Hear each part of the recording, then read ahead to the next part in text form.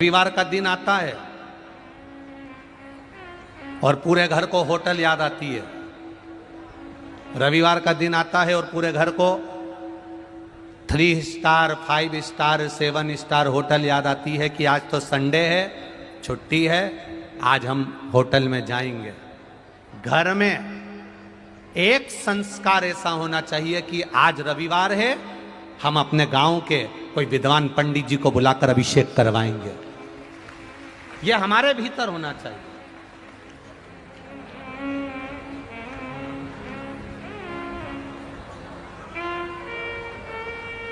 आज रविवार है, हम कुछ भगवान की अविरल भक्ति पूरा परिवार मिलकर हम भोजन करने के लिए होटल में जा रहे हैं।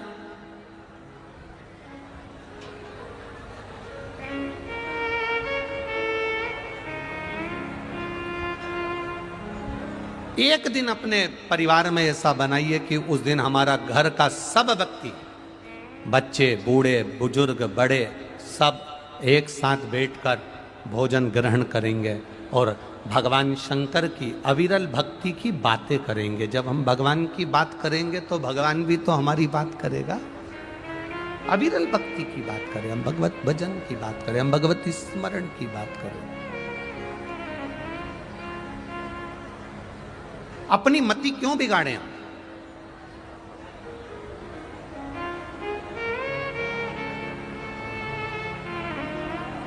हम अपनी बुद्धि को, अपने चित्त को क्यों बिगाड़ रहे हैं? हम कभी मना नहीं करेंगे कि आप होटल मत जाओ। हम कभी मना नहीं करेंगे कि आप 5 स्टार 7 स्टार होटल में मत जाओ। क्योंकि हम अगर मना भी कर देंगे कि तुम होटल मत जाओ तो तुम क्यों मानोगे? हम तुमसे कहते 7 स्टार होटल में मत जाओ तो तुम मानोगे क्या? हम तुमसे कहते 5 स्टार होटल में मत जाओ, तुम मानोगे नहीं। तो जो तुम मानने वाले हो ही नहीं तो तुमको बोलकर फायदा कौन सा है? इसलिए तुमसे कह रहे हैं, तुम 5 स्टार होटल में भी जाओ, मना नहीं है। 7 स्टार होटल में भी जाओ, मना नहीं है। खूब होटल का खाओ, मना नहीं है। पर निवेदन है, हफ्ते में एक बार अपने परिवार के साथ अपने घर में बैठकर भजन भी करो और भोजन भी करो। हम होटल जाने की मना नहीं करेंगे। आपका मन है, आप जा सकते हो। आपके पास में पूंजी है, आप खूब घूमो, खूब जाओ, खूब घूमो। बाद भी हम ना भगवान के मंदिर गए, ना हमने मंत्र जपा, ना हमने जप किया। उसके बाद भी हमारी जो 21,600 श्वास है जो प्रतिदिन निकल रही है, वो श्वास अपने आप जब हमारे शरीर से निकलती है और हमारे शरीर में प्रवेश करती है, तब वो श्वास अपने आप ही भगवत भजन करती है। उसको कहते हैं आजपा जप।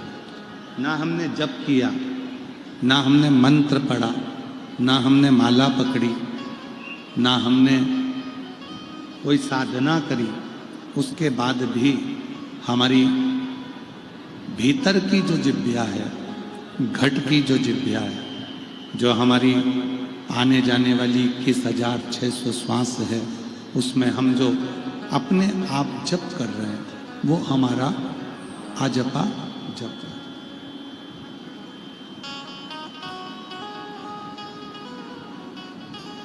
कई बार धर्मपत्नी अपने पति से कह देती है कि तुम मंदिर नहीं जाते।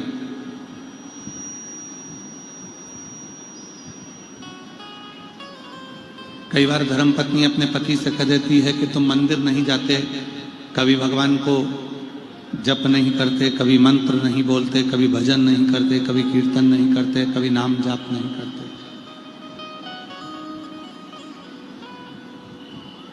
पर शिव महापुराण की कथा कहती है, संसार सागर में यदि आपने और हमने जन्म लिया है, मृत्यु लोक में यदि आप और हम आए हैं, तो ये निश्चित है मनुष्य का शरीर मिला, तो ये निश्चित है कि कोई हमारे पूर्व का किया हुआ अच्छा कर्म होगा जिसके कारण हमें मानव की देह मिल गई और भगवान की भक्ति में डूबे। मान लो मानव का शरीर मिल भी गया और मानव का शरीर मिलने के बाद अगर हम मंदिर नहीं जाते, शिवालय नहीं जाते, कभी कोई मंत्र नहीं जपते, कभी भगवान का नाम तक नहीं ले पाते, तो हमारे पूर्व के कर्म के अनुसार हमको मानव का शरीर तो मिल गया, पर हमारा वो मानव का जो शरीर है, अगला जब हमारा जन्म हो और पुनः हमको यही शरीर मिले या हम श्रेष्ठ कुल में जन्म ले या अच्छे बनकर जन्म ले, उसके लिए परमात्मा भी चाहता है कि तुम कहीं ना कहीं किसी रूप में भगवत भजन से दूर हो जाओ, भगवत स्मरण से दूर हो जाओ। भगवान के नाम से, भगवान की भक्ति से, गलत दृष्टि से देख लेते हैं, गलत विचारों से सोच लेते हैं, गलत भाव अपने अंदर हम प्रकट कर लेते हैं। ये सब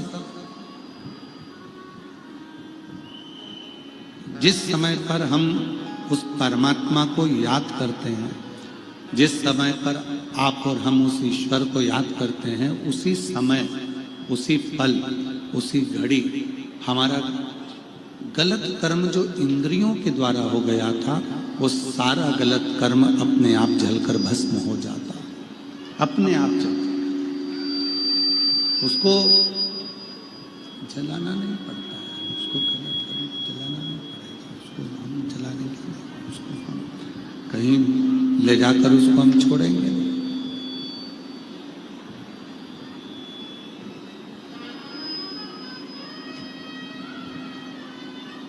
हिम्मत बुरे कर्म कर बंदे वरना पछताएगा, भगवान की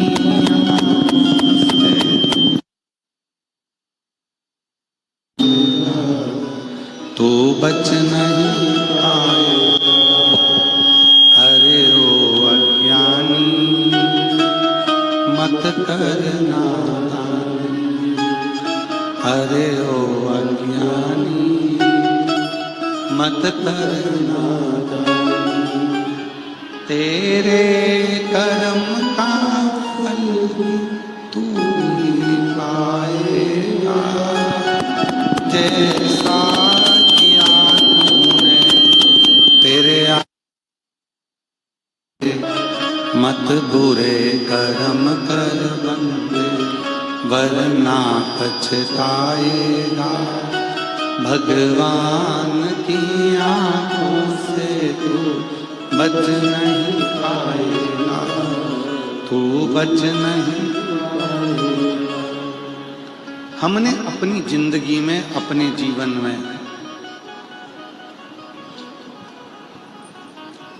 गलत देख लिया, गलत सोच लिया, गलत विचार आ गए, गलत दृष्टि आ गई, गलत भाव आ गए, गलत मन में सोच लिया, गलत भाव, गलत दृष्टि आपके और हमारे मन में आ गए, और हम ये विचार कर कर बैठे हैं कि ये मेरा जो गलत विचार मेरी दृष्टि में आए हैं, गलत सोच जो मेरे मन में आई है, गलत भाव जो मेरे मन में आए हैं, ये समाप्त कैसे?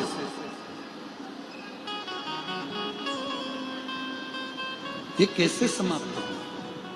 तो उसको समाप्त करने के लिए केवल एक ही तरीका है, उसको समाप्त करने का केवल एक ही तरीका है, और वो केवल भगवान शंकर की अविरल भक्ति है। वो केवल भगवान शंकर की अविरल भक्ति, केवल भगवान शंकर की, केवल शिव की अविरल भक्ति, उसके सिवाय कोई साधन नहीं, उसके सिवाय कोई साधन नहीं।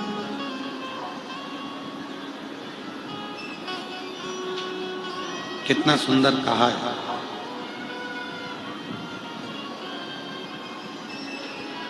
स्वयं तुमरुका जी कह रहे हैं,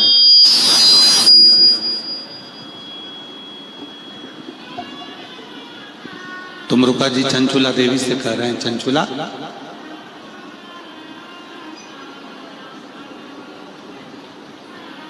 जैसे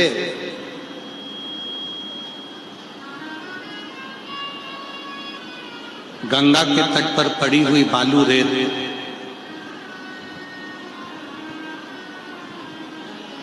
गंगा के तट पर पड़ी हुई बालू रेत का एक कण उठा लो, उस कण के बराबर गंगा का यदि एक अंश जल उस कण के बराबर भी हमारे मुख में चले जाता है, तो संसार का कोई मनुष्य कितना भी पापी क्यों ना हो, वो फिर जन्म नहीं लेता, वो परमात्मा का हो जाता है।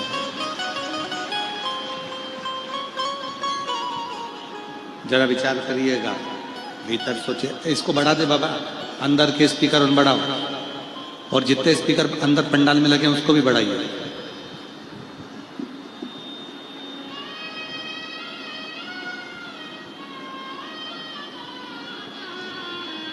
गंगा के तट पर जो बालू रेत पड़ी हुई है, और गंगा के तट पर पड़ी हुई बालू रेत का एक कण आप उठा लीजिए, बस अब मत कर कुछ भी उसमें। गंगा के तट पर पड़ी हुई बालू रेत का एक कण उठा लो, उस कण के बराबर गंगा का जल यदि हमारे मुख में गया तो पुनः हमारा इस संसार सागर में जन्म नहीं होता। अब दूसरी बात क्या लिखी शिव महापुराण के अंदर, तुमरुका जी क्या कह रहे हैं कि गंगा की तट पर पड़ी हुई बालू रेत का एक कण के बराबर गंगा जल यदि हमारे मुख में जाता है तो हमारा पुनर्जन्म नहीं होता। और यदि शिव महापुराण के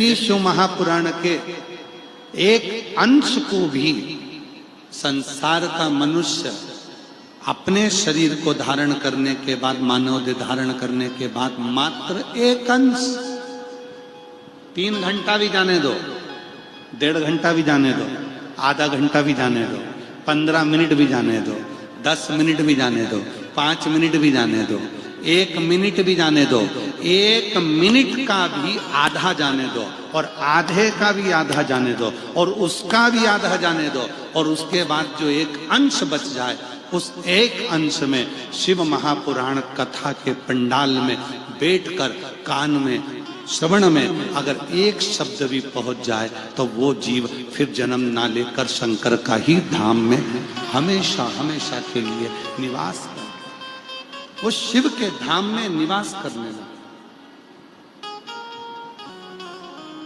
वो भगवान शंकर का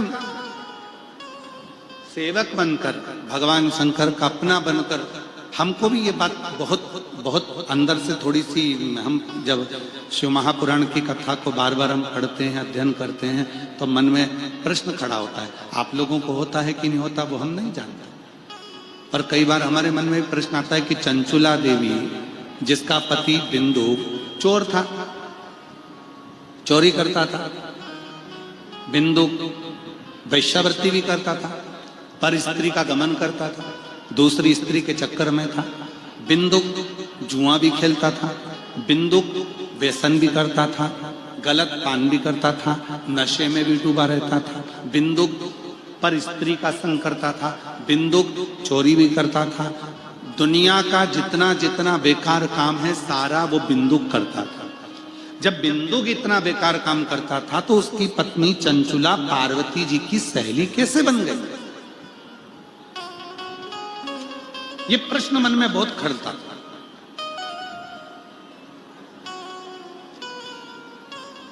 ये मन में ये प्रश्न बार बार आता था। कि चंचुला देवी पार्वती जी की सहेली कैसे बन गई, सखी कैसे बन गई, कैलाश पर जाकर कैसे बैठ गई। तब 2 दिन से हम इस प्रश्न के उत्तर को ढूंढने का, अपने मन में आए हुए प्रश्न को ढूंढने का प्रयास कर रहे थे उत्तर का। तब जाकर आज मत्स्य पुराण में इसका उत्तर मिला, और मत्स्य पुराण में यह उत्तर मिला कि गंगा जी के तट पर पड़ी हुई बालू रेत का एक कण उठा लो और उस कण के बराबर यदि गंगा जल मुख में चले जाए तो फिर वापिस संसार में जन्म नहीं होता। और दूसरी बात लिखा कि कहीं शंकर के नाम को, शिव के मंत्र को या शंकर की कथा को एक अंश श्रवण कर ले तो वो जन्म तो नहीं लेगा पर शंकर का परम भक्त होकर उसी के धाम में निवास करने लगेगा। ये प्रश्न मन में, ना जाने हम तो कहेंगे दुधनाल गांव की भूमि में कुछ ऐसा प्रताप है, दुधनाल गांव की भूमि में कुछ ऐसा प्रताप है कि यहाँ कथा कहीं ना कहीं से ऐसी प्रश्न भी अपने मन में आता है और उसका उत्तर भी अपने आप भगवान निकाल रहे। बहुत दिन से मन में प्रश्न था कि चंचुला देवी ने ऐसा कौन सा पुण्य करा। तब समझ में आया कि चंचुला पहुंची थी काशी अपने पति के मरने के बाद।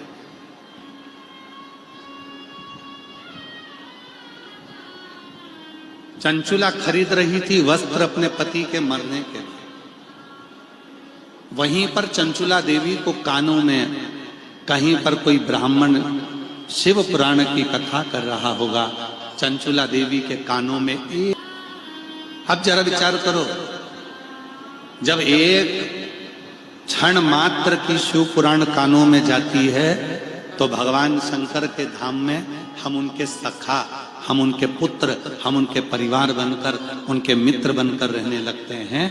और आप सब लाखों की संख्या में आकर जब भगवान शंकर की कथा को 2 घंटा, 2.5 घंटा, 3 घंटा रोज श्रवण करते हो तो निश्चित है कि तुम भगवान शंकर की गोद में बैठोगे, शिव की गोद में विराज नित्य।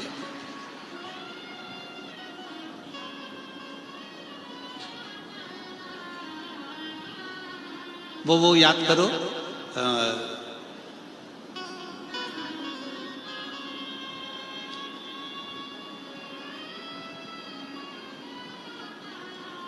श्री गोविंद जी कांडा जी के यहाँ, गोपाल जी कांडा जी के यहाँ हरियाणा में तारा बाबा की कुटिया में कथा बाची थी।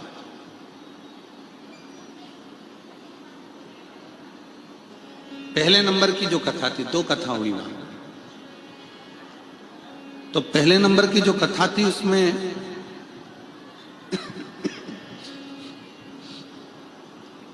हरियाणा की एक बहन ने एक प्रश्न किया।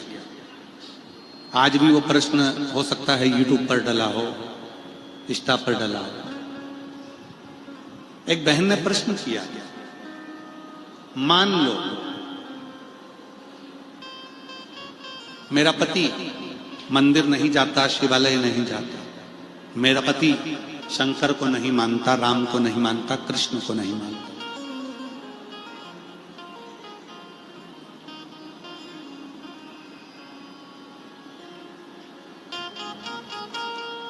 दिन भर अपने काम में लगा रहता है।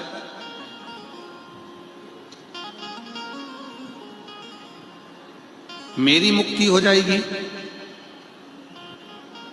मैं शिव पुराण सुन ली तो पार्वती जी की सहेली बन जाऊंगी, कैलाश पहुंच जाऊंगा, उसका क्या होगा?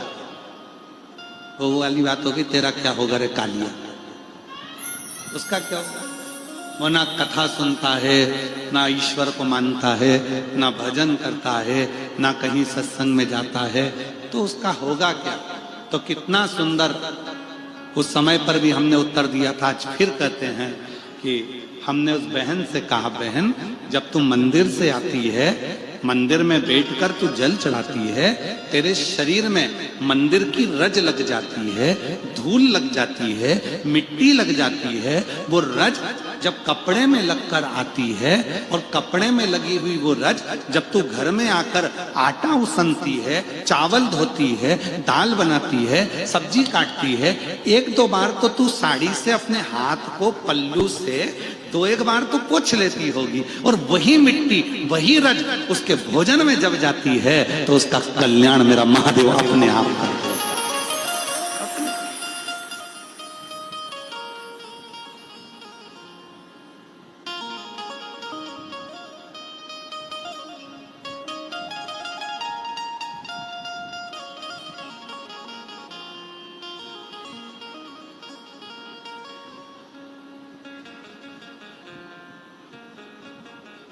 तुम फूल बनो तो मैं कलियां बनूं, तुम फूल बनो तो मैं कलियां बनूं, खुशबू में मिलेंगे ओ खुशबू में मिलेंगे ओ तेरे संग में रहूंगी ओ तुम चंदा बनो तो मैं तारे बनूं, तुम चंदा बनो तो मैं तारे बनूं, तुम चंदा बनो तो मैं तारे बनूं, तुम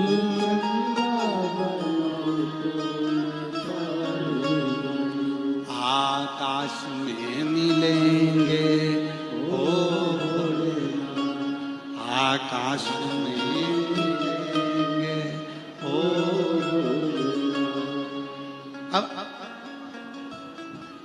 अब अपने लिए हम वक्ता बने तो तुम श्रोता बनो, फिर कहाँ मिलेंगे, किस जगह पर? ये मत सोचना कि शिवर वाला बाबा तुमको तेल भी छोड़ देगा। आपने भी कथा सुनी है और हमने भी बाबा की कृपा से कथा का वाचन किया, और जब कहा गंगा का जल मुख में जाता है तो पुनः जन्म नहीं होता, पर शिव पुराण कानों में जाती है तो मरने के बाद कैलाश का वास मिलता है, शिव की शरणागति मिलती है और शंकर के अपने बनकर बैठते हैं। तो करेंगे क्या? कैलाश में मिले फिर कहीं नहीं। आप और हम सब जितने आस्था चैनल पर सुन रहे हैं, जितने फेसबुक पर सुन रहे हैं, जितने यूट्यूब पर सुन रहे हैं, जिनके दिल में शिव बस गया है, जिनके हृदय में शिव पुराण बस गई है, कथा के बिना मन नहीं लगता, याद रखना कैलाश पर मिलेंगे वहां।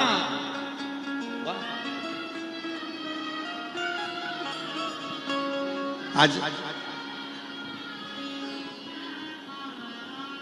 हम उमरगा से होते हुए परम पूज्य संत शिरोमणि राम कथा के परम रसिकमय श्री रामचरितमानस को घर घर पहुंचाने वाले, सबके हृदय को अयोध्या और राम जी का मंदिर बनाने वाले परम पूज्य मोरारी बापू जी की कथा में जब हम गए थे तो वहाँ बड़ी आनंदता, शांति और शीतलता, उनके सत्य प्रेम और करुणा का दर्शन स्वयं मोरारी बापू के रूप में हो जाता है। स्वयं तो जब हम कथा में जा रहे थे तो उमरगा रुके थे, और उमरगा रुके तो वो हमारे साथ में पाटिल जी का बेटा भी था, ड्राइव वही कर रहा था। तो बड़ा धीरे से बोला वो, गुरुजी हमारे उमरगा में महादेव का बहुत प्राचीन मंदिर है। तो हमने उससे कहा ठीक है। आगे वाले गाड़ी वाले को तो सूचना तुमने दी नहीं कि मंदिर चलना है, फिर भी तुम एक काम करना, जहां मंदिर आए वहीं डाल। पर आश्चर्य तो तब हुआ जब हम मंदिर के दरवाजे पर पहुंचे और मंदिर की सीढ़ी पर राजेंद्र आनंदराव जी पाटिल भी बैठे हुए थे। वहीं पर बैठे। तो फिर हमारे चित्त में आया कि कहीं ना कहीं किसी ना किसी रूप में पाटिल जी ने कथा सुनी, महादेव जी के दरवाजे पर आकर बैठे, तो महादेव ने कृपा कर कर कहीं इस बालक पर करुणा कर दी, जो एक भक्त को भगवान की कृपा से निमंत्रण देकर बुलाया। और भगवान पाटिल परिवार के पुत्र के द्वारा फिर हम उस महादेव के मंदिर में उमरगा। बड़ा मन लगता है जी। प्राचीन जितने शिव मंदिर हैं, प्राचीन तो प्राचीन, नए भी अगर शंकर के मंदिर होते हैं तो उस मंदिर में जाकर शिवलिंग का स्पर्श करने में, वहां के जल का प्रोक्षण करने में, नेत्रों से लगाना, आचमन करना, अपने दिल की बात अपने महादेव को कहने में बड़ा आनंद।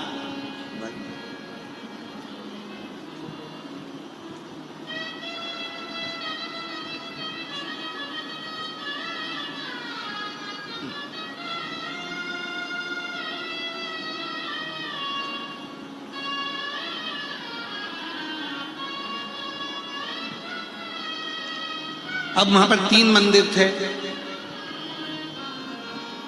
कौन कौन गया? उमरगा महादेव मंदिर। एक ही मंदिर में कितने मंदिर हैं? बोलो बोलो, जम के बोलो। 3 मंदिर। सामने वाला भगवान विष्णु जी का, फिर इधर ब्रह्मा जी का, इधर शिव जी का।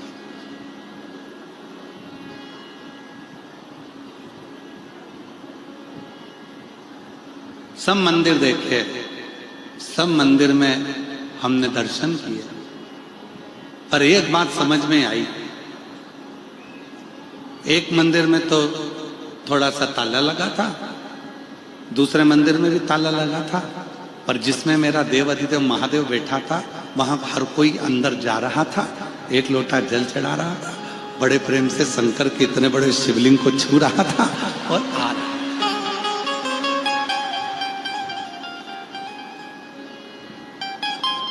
तब दर्शन करने में समझ आया कि चांदी का वहां पर रखा था, इसलिए ताला लगा। तो मेरे भोलेनाथ, इसलिए तुमसे कहते हैं कि कथा में आना तो चांदी और सोना लेकर मत आना।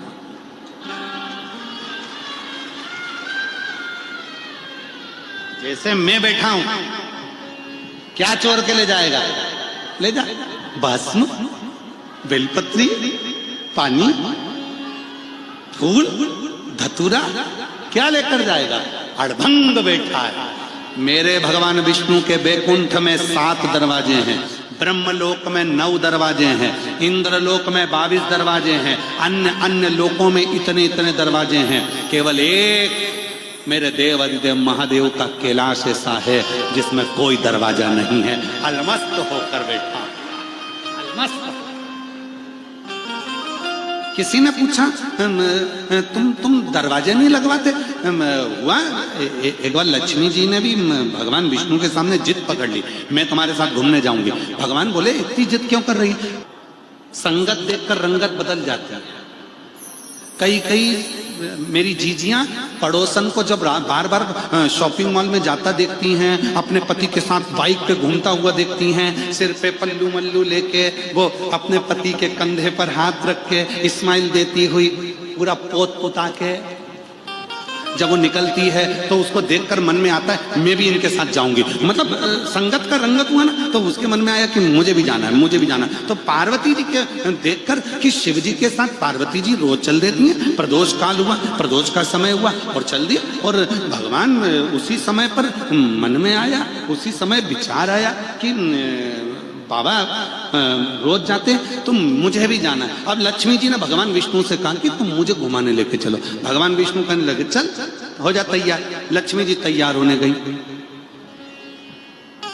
तैयार होकर दरवाजा बंद करा, खिड़की बंद करी, फिर दरवाजा बंद करा, फिर खिड़की बंद करी, फिर दरवाजा बंद करा, फिर खिड़की बंद करी, फिर दरवाजा बंद करा, फिर खिड़की बंद करी। सब दूर से बंद कर कर लक्ष्मी जी जब आई तो रात हो गई। इतने में भगवान के सामने आकर, इतना अंधेरा, इस अंधेरे में घूमने जाएंगे? भगवान बोले तू ही लेट आई,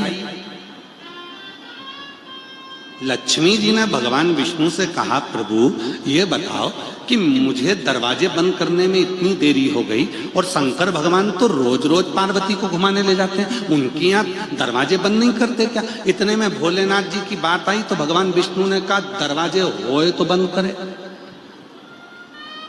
दरवाजे ही नहीं है। लक्ष्मी जी बोली, दरवाजे ही नहीं है। नहीं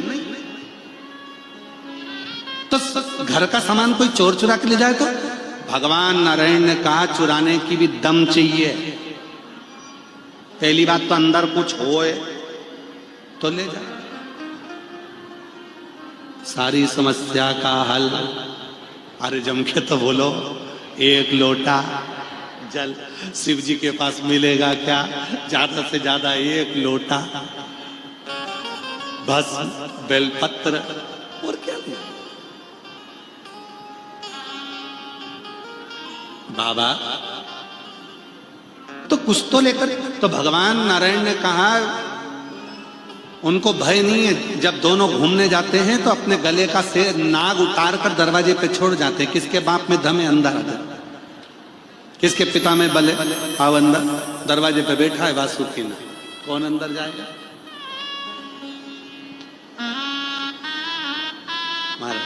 कौन भीतर जाए? अब अंदर जाए भी तो जाए कौन, भीतर जाए भी तो जाए कौन? शिव का है दरवाजा, नहीं है उसके यहां, उसके यहां दरवाजा नहीं। वो दरवाजा रखता ही नहीं। क्यों? जो घर का बुजुर्ग होता है, घर का जो बड़ा होता है, घर का जो बड़ा होता है, उसका दरवाजा हमेशा खुला हुआ होता है। कब बड़ी बहू को, छोटी बहू को, पोते को, पोती को, नाती को, पंती को कब जरूरत पड़ जाए, इसलिए घर का दादा दादी, घर का नाना नानी, घर का बुजुर्ग व्यक्ति अपने दरवाजे को बंद कर कर नहीं सोता, दरवाजा खोल कर सोता है, कब बच्चों को जरूरत पड़ जाए। उसी तरह मेरा देव अधिदेव महादेव है, वो दरवाजा खोल कर रखता है कि तुम्हें जब मेरी जरूरत पड़े तब आई।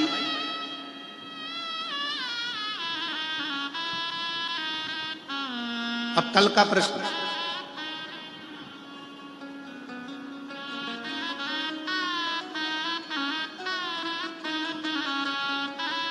कल एक प्रश्न किया था, एक कोई बहन ने लिखकर भेजा है सीहोर, वहां से प्रश्न आया है। तो वह प्रश्न का, जिसने प्रश्न किया है थोड़ा ध्यान रखना, उसने प्रश्न किया कि सीहोर वाले गुरुजी कहते हैं कि प्रदोष काल में शिव जी की आराधना करना चाहिए, प्रदोष काल में भगवान शंकर के मंदिर जाना चाहिए, प्रदोष काल में शिव जी के मंत्र का जप करना चाहिए, बन सके तो प्रदोष के दिन, प्रदोष काल में शंकर के मंदिर जरूर जाना चाहिए। ये प्रदोष काल का इतना महत्व क्यों है? प्रदोष काल का इतना महत्व क्यों है?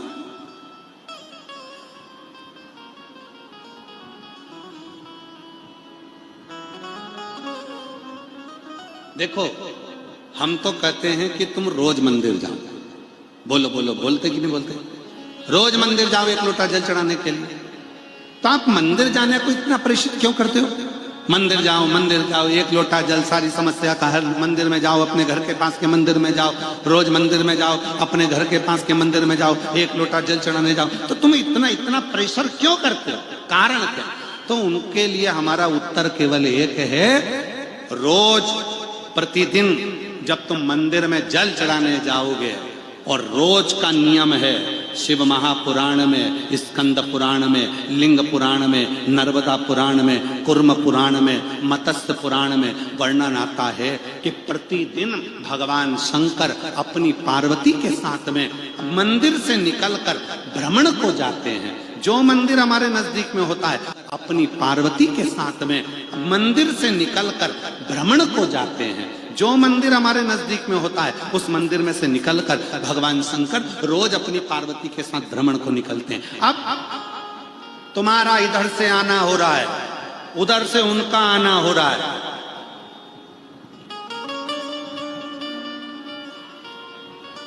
टकराओगे? जब टकराओगे तुम पैदल पैदल वो नंदी पर जैसे टकराओगे, छोटी गाड़ी की तो कभी गलती रहती नहीं है, गलती तो बड़ी गाड़ी की है ना। तो बड़ी गाड़ी 4 व्हीलर पे तो भगवान भोलेनाथ बैठे।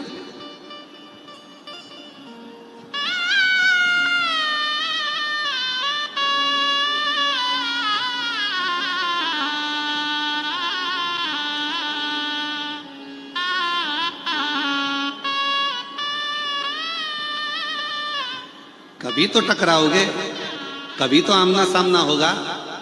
रोज मंदिर जाओगे, रोज जल चढ़ाने जाओगे, एक दिन तो मेरे महादेव से टकराओगे। जब टकराओगे उसी दिन तुम्हारा कल्याण हो जाए। जब टकराओ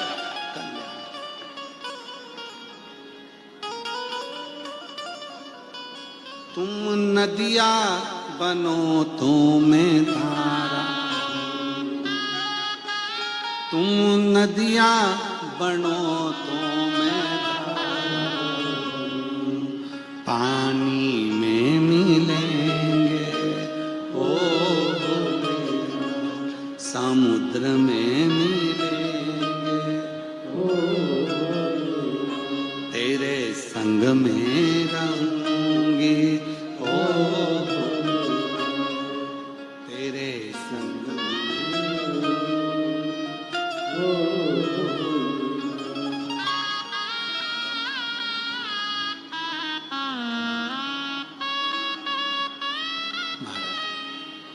मिलन हो बहुत आना।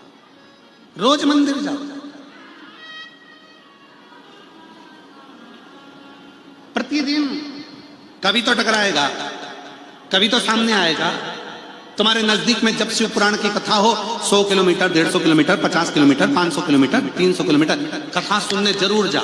कभी तो टकराएगा। जिस दिन वो मिल गया उस दिन कुछ नहीं करेगा। जब टकराव होगा तो निश्चित है एक बार तो देखेगा और उसके देखने में ही हमारा कल्याण हो जाएगा।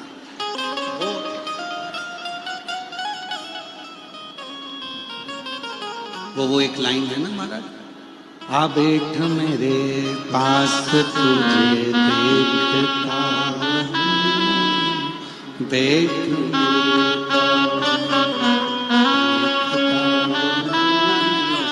ना मैं कुछ कहूँ ना तू कुछ कहे, मैं कुछ कहूँगा तू कुछ कहे, बैठ मेरे पास तुझे। अच्छा, ये जो गाना है ना, ये गीत सबसे ज्यादा फिट होता है नंदी और भोलेनाथ का। नंदी बिल्कुल सामने बैठे बैठे बिल्कुल, आ बैठ मेरे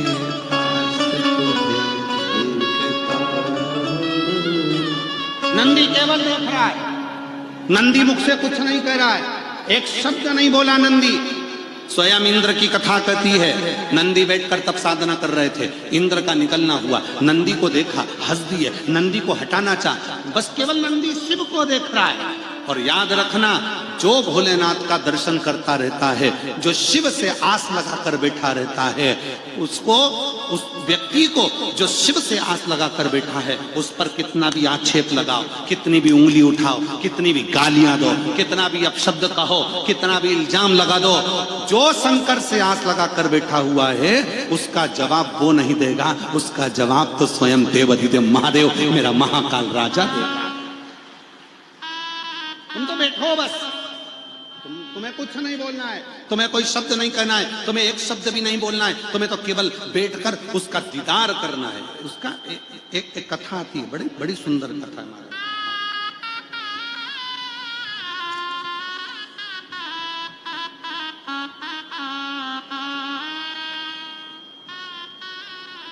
वीर शिवलिंगायत संप्रदाय में 63 नैनारों में से एक नैनार की कथा आती है, अपूदी की।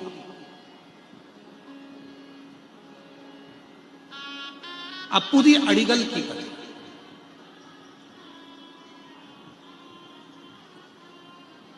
शिव का बड़ा भक्त था। एक शिव जी के भक्त थे अप्पर स्वामी। अप्पू दी अडिगल अप्पर स्वामी को बहुत मानता था। अप्पर स्वामी केवल शिव शिव शिव शिव, उनके गले में भी शिव है, उनके मस्तक पर भी शिव है, रुद्राक्ष की माला है, कानों में भी रुद्राक्ष है, हाथों में भी रुद्राक्ष है, केवल शिव। अप्पू दी अडिगल अप्पर स्वामी को बहुत मानता था क्योंकि अप्पर स्वामी शिव के परम भक्त, शंकर के परम भक्त। शिव भक्त की सबसे बड़ी निशानी कौन सी होती है? शिव भक्त की सबसे बड़ी निशानी कौन सी होती है? जल्दी उत्तर दो। हे दुधनाल वालों, उमरगा वालों, उत्तर दो। शिव भक्त की सबसे बड़ी निशानी कौन सी होती है? शिव भक्त की सबसे बड़ी निशानी होती है, दुनिया के लोग चाहे गाली दें, दुनिया के लोग चाहे अपशब्द कहें, दुनिया के लोग चाहे ताने दें, दुनिया के लोग चाहे कोसें, दुनिया के लोग चाहे श्राप दें, दुनिया के लोग चाहे बद्दुआ दें, उसके बाद भी वो अपने मुख से उसके लिए कभी गलत ना बोले, उसके भीतर शीतलता शांति हो, वो भगवान शिव का परम भक्त कहलाए। शिव भक्त की निशानी नहीं बोलना, जवाब देना ही नहीं।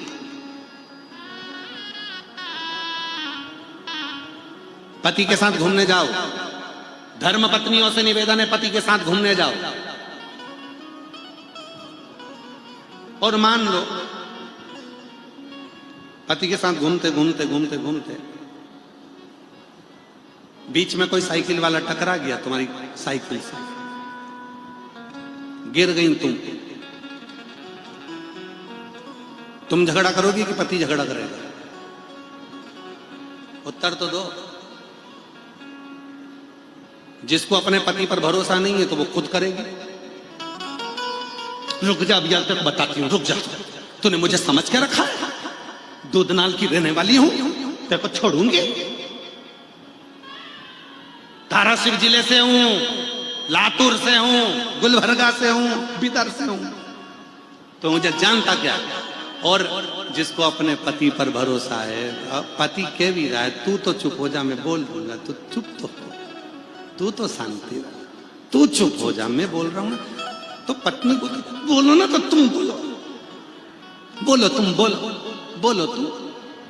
ए भाई, शिव महापुराण की कथा कहती है अगर उस पर भरोसा है, इंतजार करना, तुम्हें जवाब देने की जरूरत नहीं है, जवाब तुम्हारा पति देगा, जवाब तुम्हारा परमेश्वर, जवाब तुम्हारा पिता देगा। तुम क्यों जवाब देते हो?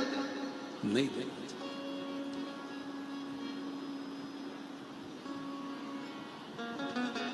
पर थोड़ा इंतजार तो करो, भला किसी का कर ना सको तो बुरा किसी का मत करना, और फूल नहीं बन सकते तो कांटे बनकर मत। भला किसी का कर न सको तो बुरा किसी का मत करना, पुष्प नहीं बन सकते हो तो कांटे बनकर मत करना। आप जवाब मत दीजिए।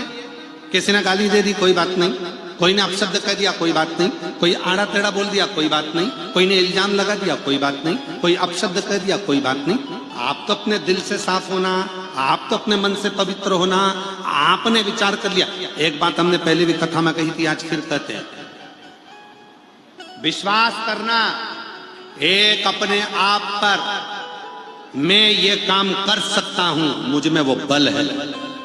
दूसरा विश्वास रखना अपने बाप पर, मेरा पापा मेरे पिताजी मेरा साथ देंगे। और तीसरा विश्वास करना अपने देव अधिदेव महादेव पर, जो तुम्हें डूबने नहीं।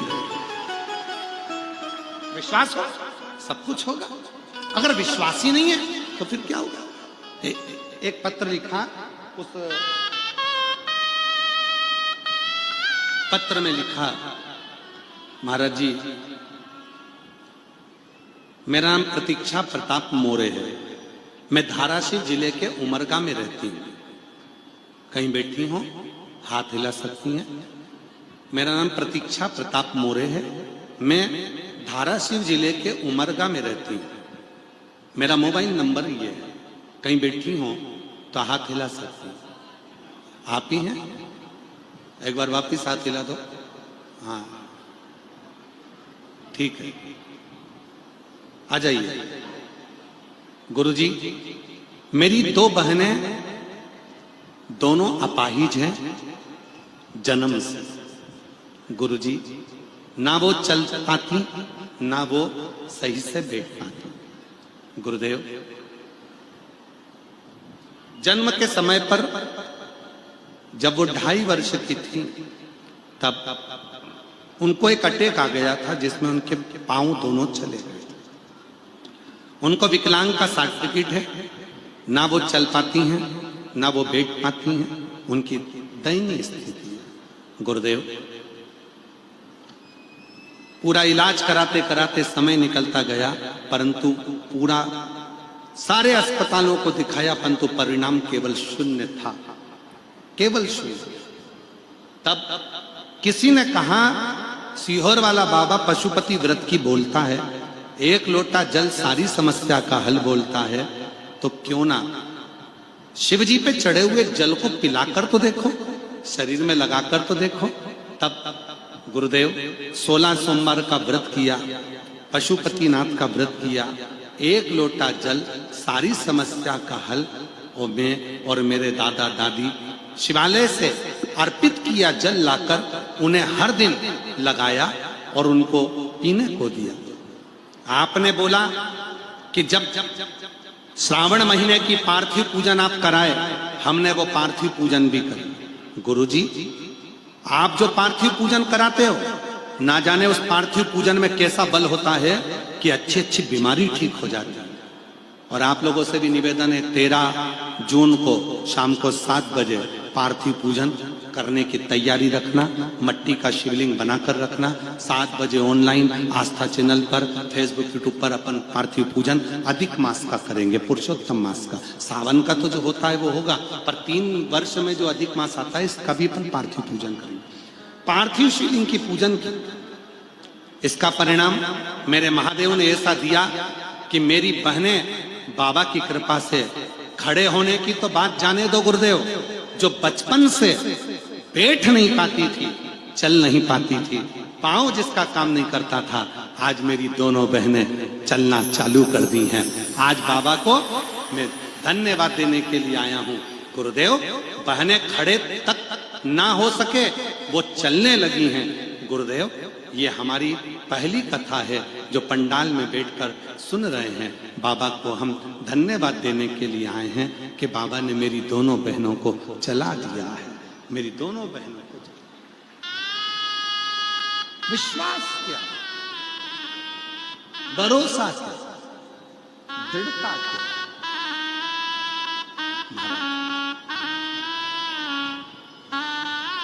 शिव कथा था।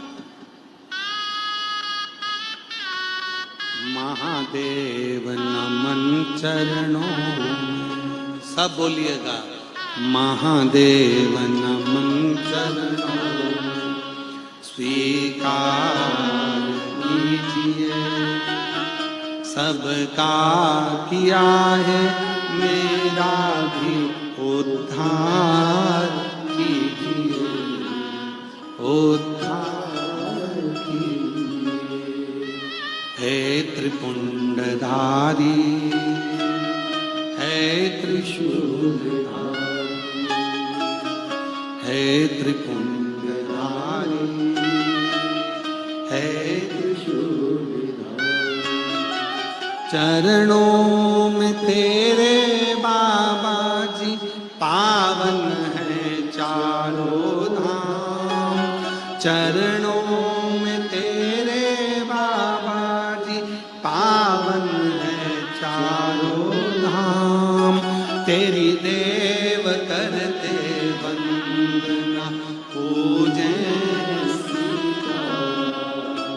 तेरी देव करते वंदना, पूजे सीताराम।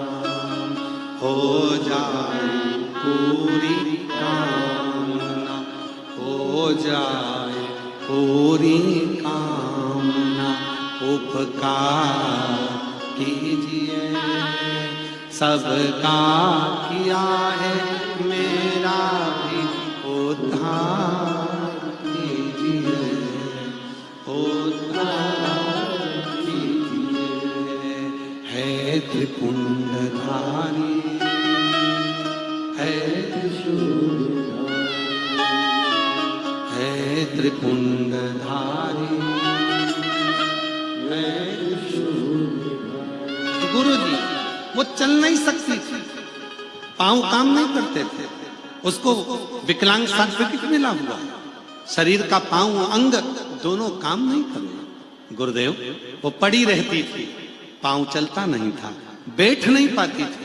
आज शिव की कृपा से सारी समस्या का हल, एक लोटा जल जो शिव पर जल चढ़ाया, वो उसको पिलाया, शरीर में लगाया, आज मेरी बहन चल कर आई।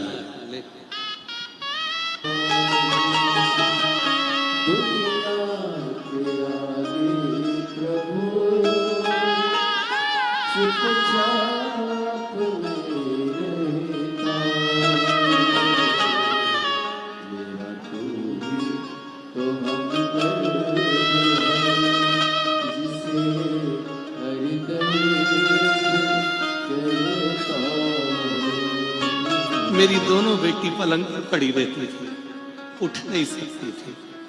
आज चल के आइए, दोनों जोरदार ताली बजाइए बाबा। मेरा तू ही तो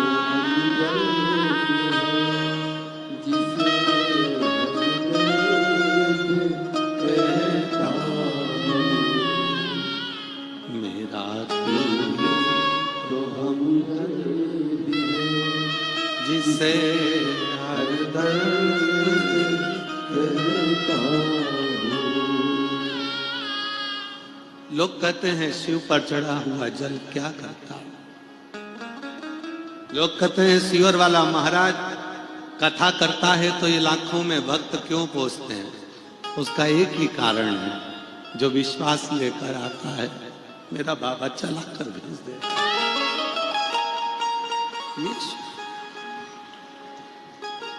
मेरा तू ही तो हमदर्द है जिसे हर दर्द कहता हूं। मेरा तू ही तो हमदर्द है जिसे हर दर्द कहता हूं। एक खुद पर विश्वास रखना, एक अपने पिता पर विश्वास, एक अपने देव अधिदेव महादेव पर विश्वास, भरोसा।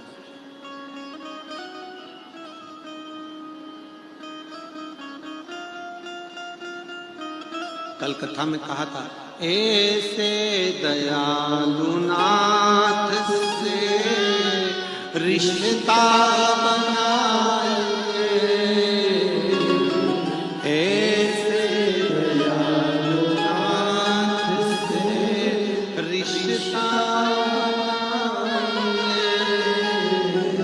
मिलता रहेगा आपको जो कुछ भी चाहिए, मिलता रहेगा आपको जो कुछ भी चाहिए। वो ऐसा करिश्मा होगा जो हुआ कभी नहीं, ऐसा करिश्मा होगा जो हुआ कभी नहीं। मांगा है भोलेनाथ वरदान, तेरी कृपा बनी रहे जब तक है जिंदगी। तेरी कृपा जब तक मांगा है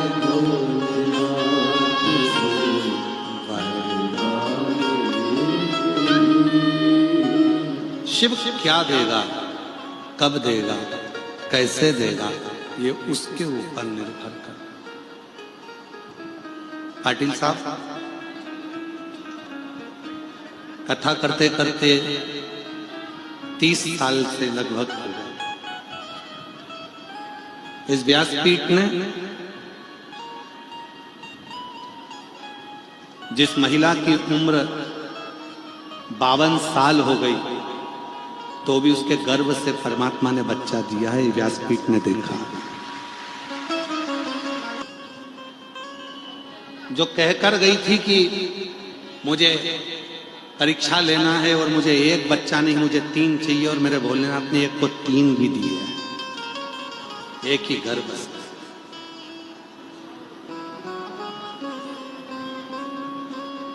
इस व्यासपीठ ने देखा जिस बीमारी का कोई इलाज नहीं है, जिस पर कोई उठकर नहीं बैठ सकता, इस व्यासपीठ ने वो भी देखा कि वो भी चला। क्यों? इसमें सीहोर वाला बाबा कुछ नहीं करा, इसमें करा है आपके विश्वास ने काम, इस पर करा है आपके भरोसे ने काम। आपने जो 1 लोटा जल चढ़ाया और शिव महापुराण की कथा सुनने में दिल लगाया, मेरे बाबा ने तुमको निहाल कर दिया। निहाल जो मन तुमने लगाया है, जो चित्त तुमने लगाया है कथा, मेरे बाबा ने तुमको निहाल।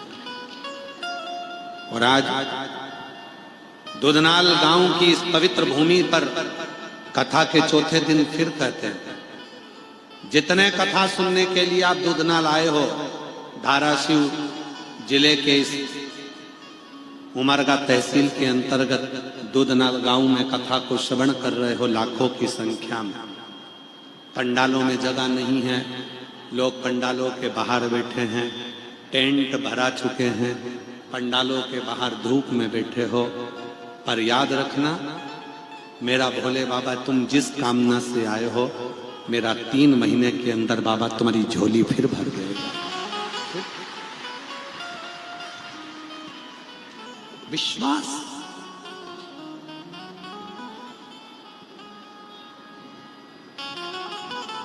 रोज शिव के मंदिर जाओ, रोज शंकर जी के मंदिर में 1 लोटा जल चढ़ाने जाओ। कभी तो टकराएगा, टकराएगा तो दृष्टि तो देगा, देखेगा तो। चलते चलते किसी से टकरा जाते हो तो उसको पलट कर देखते हो, कौन था रे?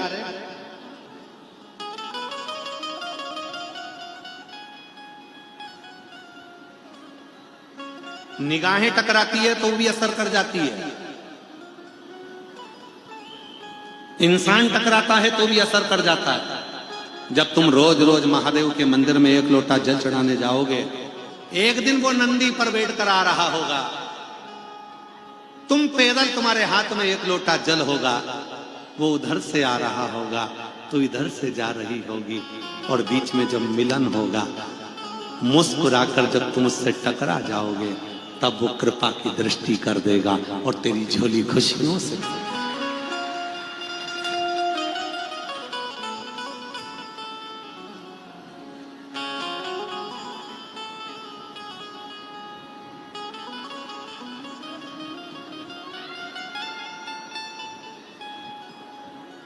वो एक लाइन है ना, वो तो कौन सी है वो?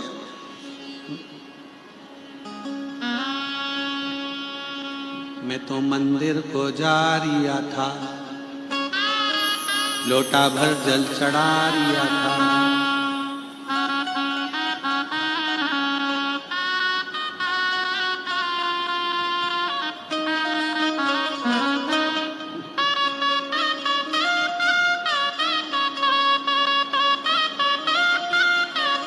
नहीं, तुम्हारे एक लोटा जल चढ़ाने से लोगों को काली मिर्ची लगे तो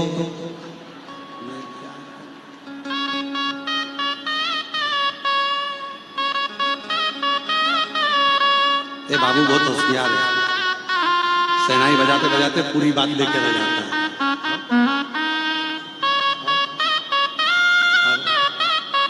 मैं तो मंदिर को जा रहा, लोटा भर जल चढ़ा और उसी क्षण मुझे मेरा शंकर, मेरा त्रिकालदर्शी, मेरा कैलाशी, मेरा विनाशी शिव उसी किसी भी शिवालय में, किसी भी शंकर जी के मंदिर में तुम जब जल चढ़ाने जाओ, भगवान शंकर को रिझाने के लिए जाओ, तो सबसे पहला काम करो कि उससे थोड़ा सा तो, थोड़ी सी तो बात करो, थोड़ी सी तो बात करो। घर का जो बुजुर्ग होता है ना, दो ध्यान देना, जरा स्मरण करिएगा, एक छोटा सा बच्चा और एक घर का बुढ़ा, इन दोनों को बात करने का बड़ा शौक होता है। छोटे से बच्चे से बात करो, हले काका जी, नाना जी, टलो टलो, तो वो बच्चा मुस्कुराएगा, हंसे। उसी तरह घर का जो बुढ़ा व्यक्ति होता है, बूढ़ा व्यक्ति होता है ना, उसके पास जाके बैठ जाओ और फिर उनसे बात करना प्रारंभ करो, उनकी बात करना प्रारंभ करो। वो खुश हो जाते हैं, फिर खुश होकर बोलते हैं बहू से, जा चाय बना के लेके आ। मम्मी किसके लिए? ये मेरी पहचान वाली आई, बात करने आई है, बात करने बैठ के बात कर रही है, तो 2 कप चाय पिला के भेजेगी, इतनी खुश हो जाएगी। जाते जाते मिठाई का डब्बा भी दे देगी, और कुछ जरूरत पड़ेगी तो वो भी दे देगी। मतलब इतनी प्रसन्नता हो जाती है। मेरे शंकर भगवान देवों के देव महादेव हैं, वो भी घर के बुजुर्ग हैं। आप जब जाकर थोड़ी देर बैठो तो बात करो, बाबा क्या हालचाल, बड़े दिल से, बड़े हृदय से, बड़े प्रेम से उससे बात करो। इतना खुश होगा, इतना खुश होगा जब आप अपने दिल की बात कहोगे, बाबा मैं बड़ी दुखी हूँ, किसके पास जाऊं, तू ही तो एक है, मैं किससे, मेरा तू ही तो हमदर्द जिसे हर दर्द कहे, मेरा तू ही तो हमदर्द जिसे हर दर्द। मैं किससे कहूं अपने हृदय की बात? मैं आप ही से तो कह सकती हूँ, और किससे जाकर कहूंगी? जब तुम अपने दिल की बात महादेव को कहोगे, वो सुनने के लिए बैठा, उसको खुशी होती है, मेरा बच्चा मेरे पास आकर बैठा, मेरे बच्चे मेरे पास आए, मेरी बेटी मेरे पास आई, मेरा बेटा मेरे पास आया। शिव महापुराण की कथा में करते क्या है हम और आप? शिव पुराण की कथा में जैसे ही भजन होता है, भजन के बाद 5 बार श्री शिवाय नमस्तुभ्यम बोला जाता है। फिर बाबा से कहा जाता है, बाबा मेरा सब दुख काटो। और उसके बाद थोड़ी देर जब मौन हो जाते हैं, मौन होना मतलब अपने मन की बात अपने बाप से, अपने पिता से, अपने देव अधिदेव महादेव से कहना। वो सुनता है, और फिर वो सुनता है तो एक दिन व्यासपीठ पर तुम्हारा भी पत्र पहुंच जाता है। ये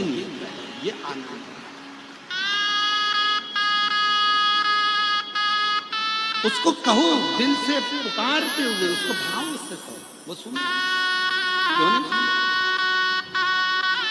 महाराज जब हम अपने भाव से उसको कहेंगे, हृदय से पुकारेंगे, प्रार्थना करेंगे, निवेदन करेंगे, वो स्वीकार करेंगे। मेरा तू ही तो हमदर्द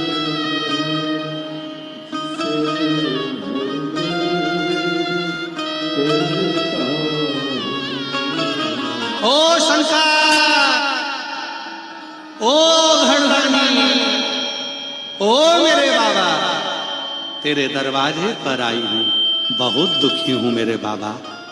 मेरे कष्ट को तू ना काटेगा तो काटेगा कौन?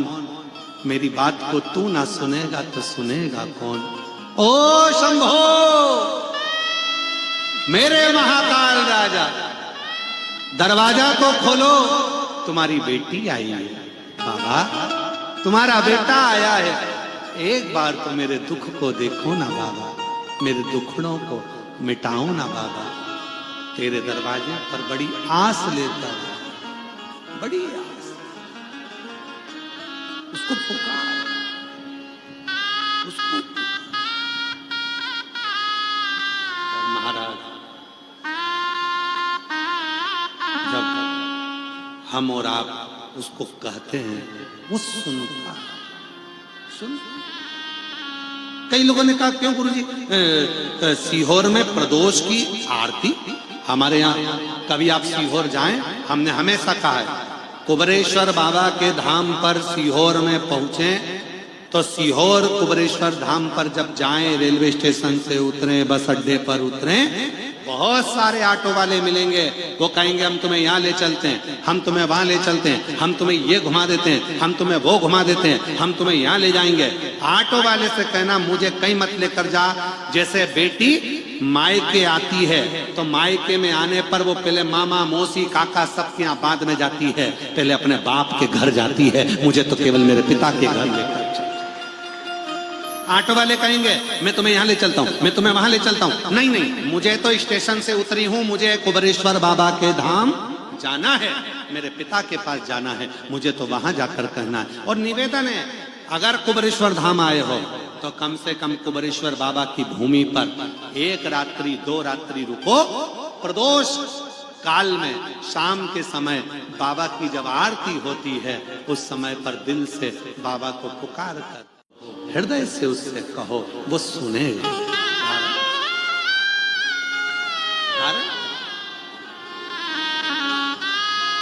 और अभी तो वहां जो पुराना मुरली मनोहर मंदिर बना हुआ था उसी की प्राण प्रतिष्ठा कर कर भगवान मुरली मनोहर के मंदिर में सतयुग, त्रेता और द्वापर तीनों युगों का समावेश कर कर मंदिर में भगवान को विराजमान किया।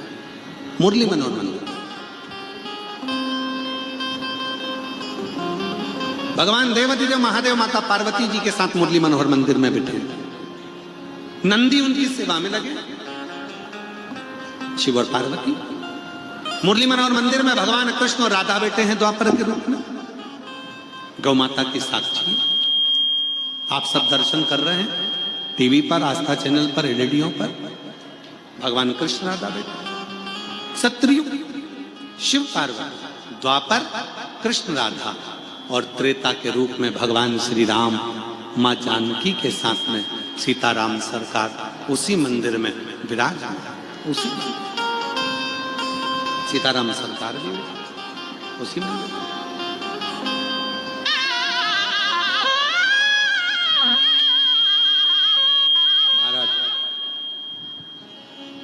भगवान देवाधिदेव महादेव पार्वती जी के साथ में कृष्ण राधा जी के साथ में सीताराम सरकार, राम जी सीता जी के साथ में सब सब।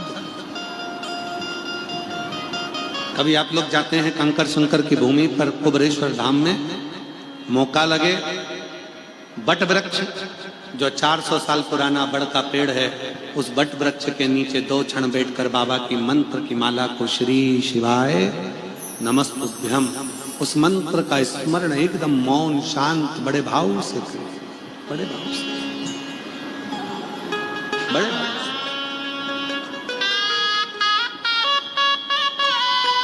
और जब आप और हम श्री शिवाय नमस्तुभ्यम का उच्चारण उस वट वृक्ष के नीचे, सिद्ध वट के नीचे करते, हमारे जीवन की सार्थकता से।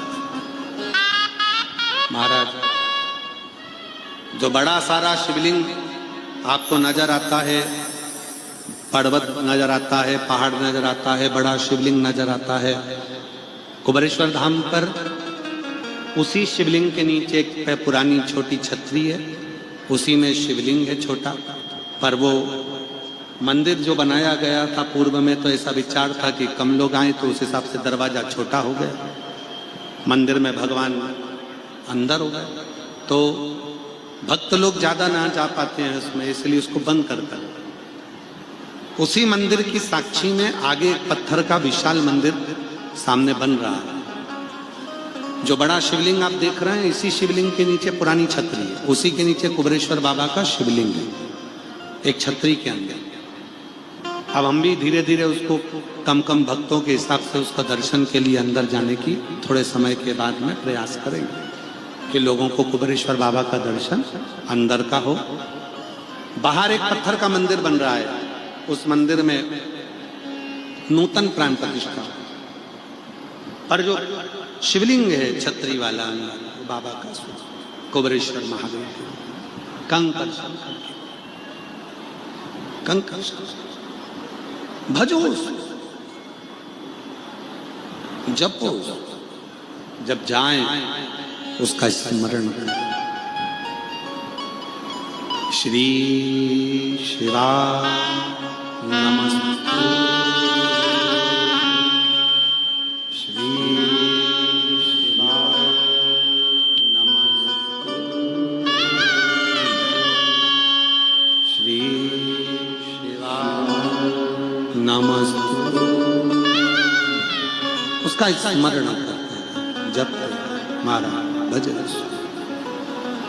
कितना सुंदर वर्णन किया। दक्षिण प्रदेश में 63 नयनारों में से अप्पूदी अडिगल की कथा आती है। अप्पूदी अडिगल जो कि अपर स्वामी जो शिव को बहुत मानते थे, बस उन्हीं को वो मानते, जिसके हृदय में शिव, चित्त में शिव, मन में शिव, हर जगह पर देव अधिदेव महादेव की कोई दूसरा नहीं।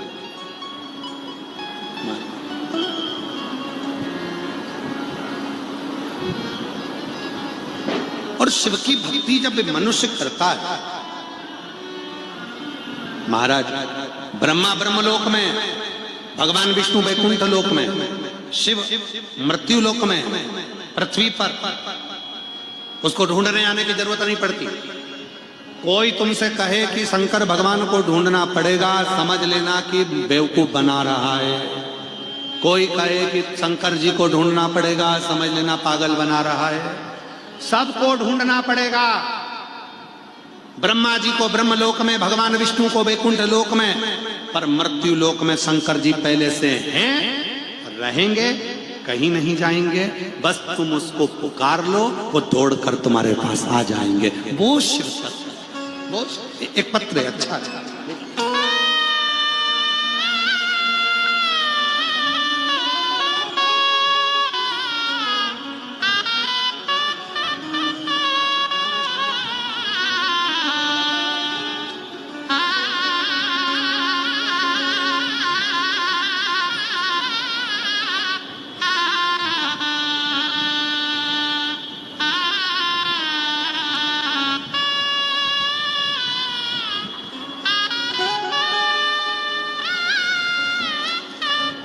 मैं राजेंद्र शांताराम पोद्दार, मेरा मोबाइल नंबर ये। मैं राजेंद्र शांताराम पोद्दार, मेरा मोबाइल नंबर ये है। कहीं बैठे हो तो हाथ हिला सकते हैं, अगर कहीं बैठे हो तो हाथ हिलाएं। मैं राजेंद्र शांताराम पोद्दार, मेरा मोबाइल नंबर ये है। मैं उमरगा, तालुका उमरगा, जिला धाराशिव, महाराष्ट्र की रहवासी हूँ। मेरी पत्नी प्रतिभा राजेंद्र पोद्दार, ये 1 जनवरी 2026 को हमने इसको हॉस्पिटल में दाखिल किया, जिसमें इसकी हृदय, किडनी, मेंदू, लीवर, ये सब डैमेज सा बता दिया। हम बड़े परेशान हो गए कि हृदय भी बेकार हो गया, किडनी भी, मेंदू भी, लीवर भी, सब डैमेज बता दिया। हम बहुत परेशान हुए। मल्टी स्पेशलिस्ट हॉस्पिटल में भी उसका इलाज करवाया, पर कोई फर्क नहीं दिखा। सोलापुर में ले गए, वहां पर भी इलाज करवाया, कोई फर्क नहीं दिखा।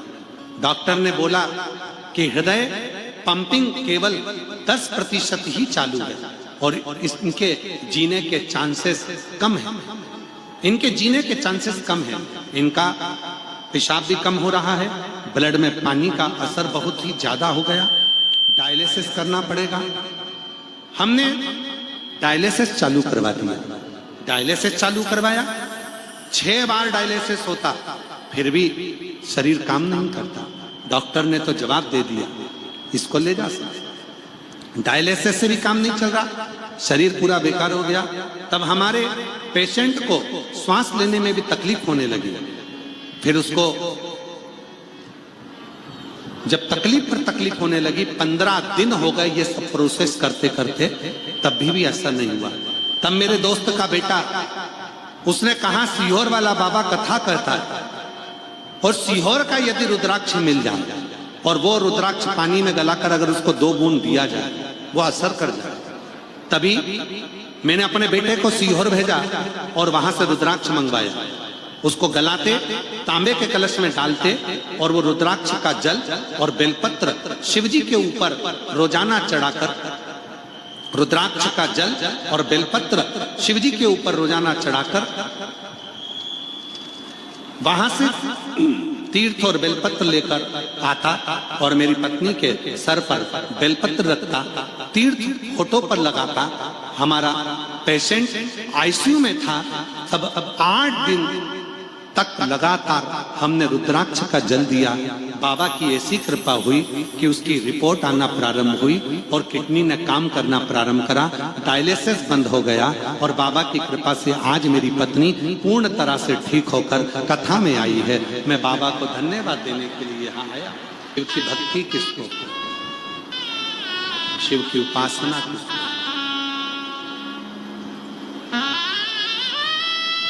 शिव शरणागति किसको कर, रिटर्न बड़ा रिटर्न, शिव की शरणागति किसको कहते हैं? एक विश्वास,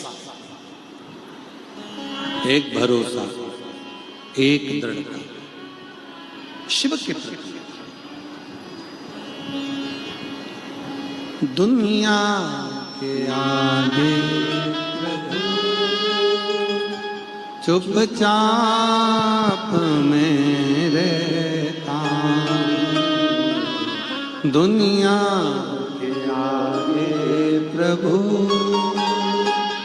चुपचाप मेरे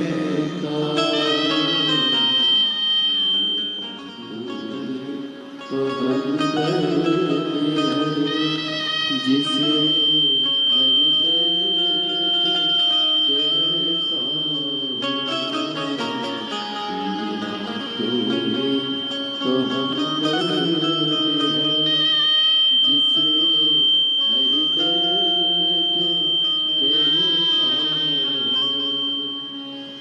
उसको अपने मन का भाव कहना विश्वास के साथ, भरोसे के साथ, दृढ़ता के साथ में। जब हम उसको अपने मन की बात कहते हैं, अपने मन का भाव कहते हैं, वो स्वीकार करता, वो सुनता, स्वीकार करता। अपर स्वामी को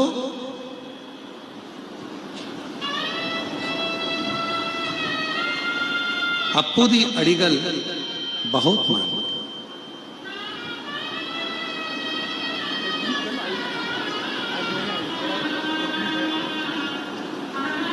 एक उनको दे, आप ही की धर्म पत्नी है, कल आई थी, आज नहीं आई है कथा में। एक बार जोरदार ताली बजाएं साथ में। अप्पू दी अड़िगल अपर स्वामी को मानता है। अपर स्वामी, ये चल रहा है देखना बेटा, कान लगाओ। अपर स्वामी को मानता है।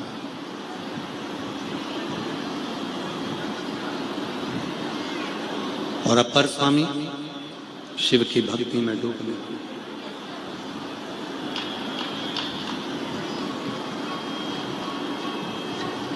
शिव के भक्तों की सेवा अप्पू दी अड़िगल नित्य करता, नित्य। इतना प्रेम अप्पू दी अड़िगल ने अपर स्वामी से, शिव भक्त से कर लिया था, इतना प्रेम कर लिया था कि उसने अपने बर्तनों का नाम भी अपर स्वामी रख दिया, कपड़े का नाम भी अपर स्वामी रख दिया, भोजन करे तो अपर स्वामी। इसी को प्यार कहते हैं, इसी को प्रेम कहते हैं। कोई नजर ना आए, केवल एक वही नजारा, केवल एक बार। कुछ ना दिखे, केवल वही वही दिखे, कुछ नहीं दिखे तो केवल एक शिव शंकर ओगरदान, उसके सिवा कुछ नहीं।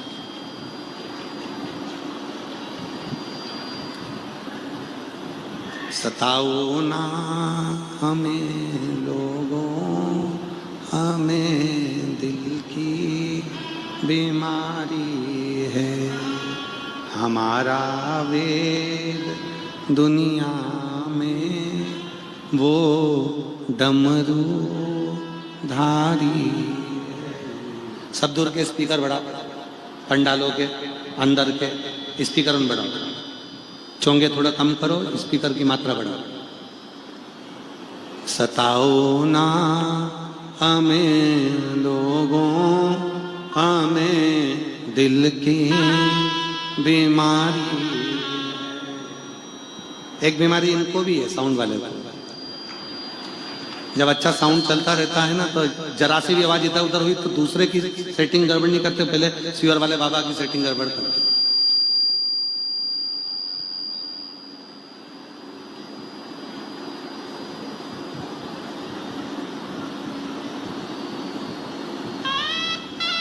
हमको तो लगता है कोई विपक्ष से कुछ लेकर आते हैं।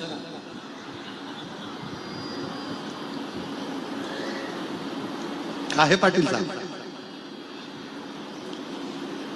सताओ ना हमें लोगों, हमें दिल की बीमारी है, हमारा वेद दुनिया में वो डमरू धारी है, हमारा वेद दुनिया में वो डमरू। शिव को भजो, भगवान शंकर और शिव के सिवा कुछ ना बजा। महाराज अपुदी अड़ीगल ने अप्पर स्वामी को अपने हृदय में बिठा लिया।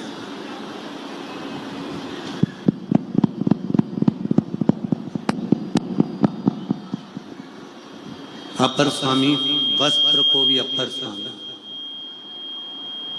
पात्र को भी अपर स्वामी, भोजन को भी अपर स्वामी, केवल अपर स्वामी। और अपर स्वामी कौन? जो शिव को भजते, मस्तक पर भी शिव, रुद्राक्ष में शिव, गले में शिवलिंग, कानों में कुंडल में भी शिव, मस्तक पर त्रिपुंड भस्म का विभूति लगी, गले में रुद्राक्ष की माला पहना,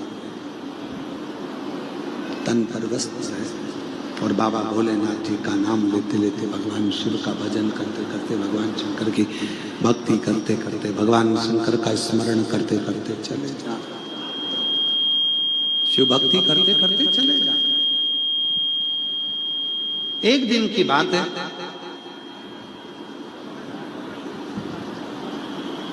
अपुदी अड़ीगल को मालूम पड़ा कि मेरे नगर में अपर स्वामी आ रहे हैं।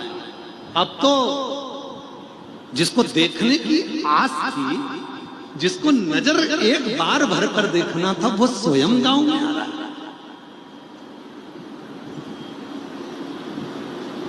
वो स्वयं, फिर वो वाली लाइन स्मरण में आ गई, वो तुझसे मिलने के लिए तेरी कसम, जिससे स्नेह, जिससे प्रेम है, जिससे प्रीति है, जिससे प्रेम है, जिससे प्रीति है, जिससे स्नेह है, जिसके प्रति समर्पण है और जिसको बहुत मानते हो, उसको देखना, उसको दर्शन करना, उससे मिलना। एक बार वो मिले, एक बार मैं उसका दर्शन करूं, एक बार मैं उसको देखूं, एक बार उसको मेरे सामने करो, एक बार मेरे सामने करो। शंभू शंभू शंभू, स्नेह उसका, जिससे उसका लगाव लगा हुआ, जिससे उसका स्नेह देखना है, उससे प्रीति जुड़ी हुई है। अपुदी अड़ीगल को मालूम पड़ा कि अपर स्वामी आ, अपर स्वामी आ रहे हैं? हाँ, मेरा शंभू शिव भक्त का आना मतलब स्वयं शंकर का आना। शिव भक्त का आना मतलब स्वयं शिव का, स्वयं शंकर। अपर स्वामी आ रहे हैं, अपर स्वामी आ रहे हैं, अपर स्वामी को बस वही बात आने लगी। अपर स्वामी आ रहे हैं, स्वयं शिव आ रहा है, स्वयं शिव। कोई दूसरा नहीं आया है, स्वयं शिव आ रहा है। और अप्पू दी अड़ीगल, अप्पू दी अड़ीगल मेरा स्वामी आ, मेरा अप्पू दी अड़ीगल को लगा मेरा स्वामी आ, मेरा बस जपने लगे उसको, शिव शिव शिव शिव शिव शिव।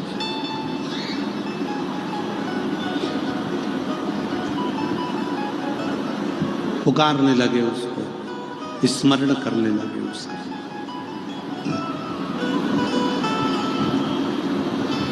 अब तो हर पल हर घड़ी बस एक ही स्मरण आ रहा,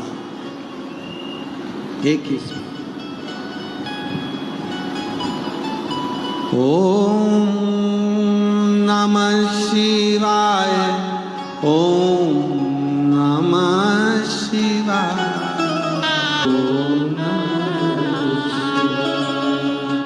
नमः शिवाय,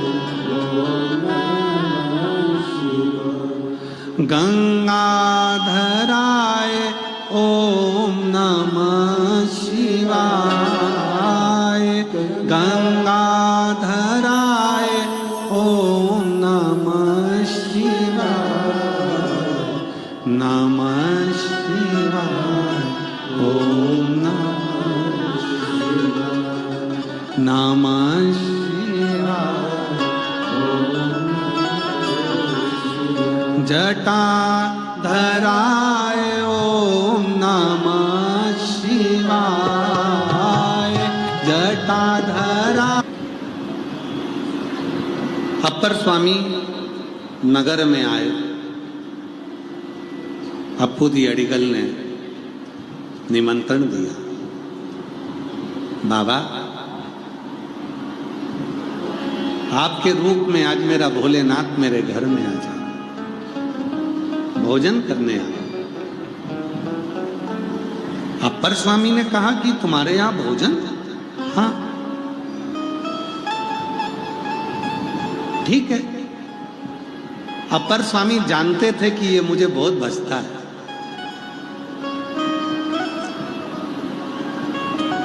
शिव का यदि कोई भक्त मिल जाए जिसके हृदय में शिव समाया हुआ है, बस कृपा शिव की होने लगी।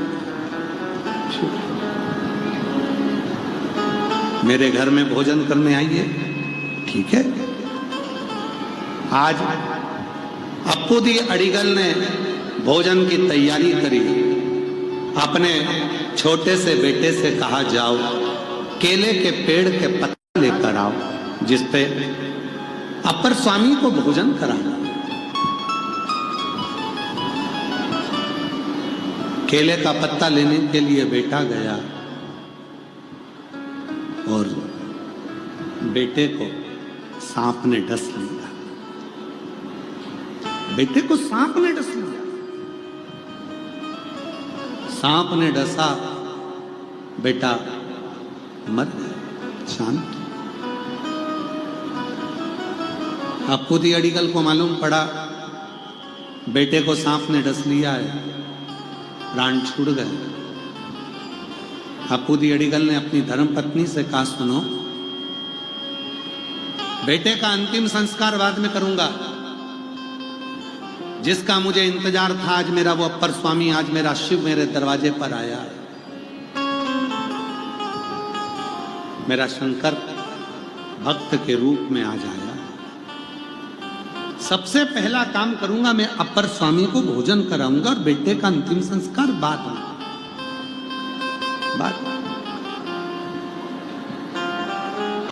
पहले मैं भोजन करूं।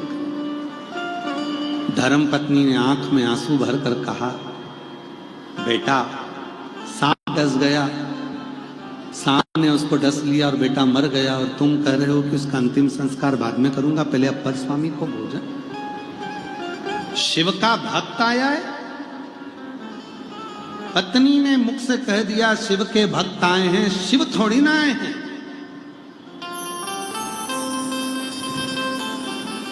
अप्पू दी अडिगल ने कहा अपनी धर्म पत्नी से, मैंने अपने गुरु के मुख से सुना है, अगर कोई शंकर का भजन करने वाला, शिव की उपासना करने वाला, शंकर की भक्ति में डूबने वाला यदि आ जाए तो समझ लेना कि शिव ही गुरु है, गुरु ही शिव है। शिव ही गुरु है और गुरु ही शिव है, कोई दूसरा नहीं।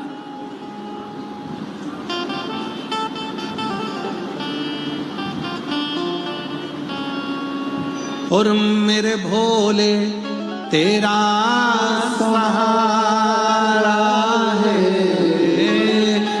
मेरे भोले तेरा सहारा है, मेरी नैया का तू किनारा है, मेरी नैया का तू किनारा है, मेरे बाबा तुझे पुकारा है, मेरे बाबा तुझे पुकारा है, मेरी नैया का तू किनारा है, मेरी नैया का तू किनारा।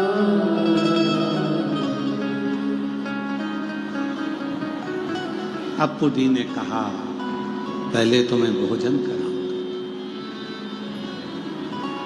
बेटे का शव पड़ा है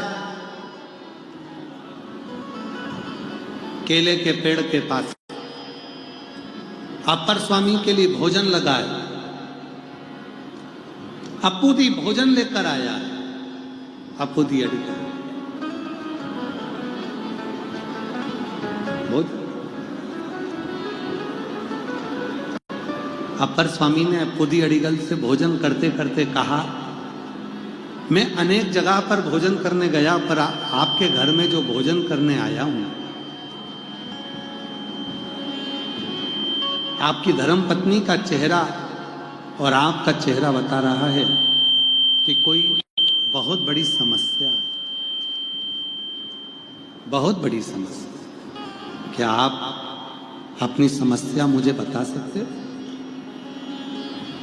अप्पू दी स्वामी, अप्पू दी अडिगल की आंखों से जल बहने लगा।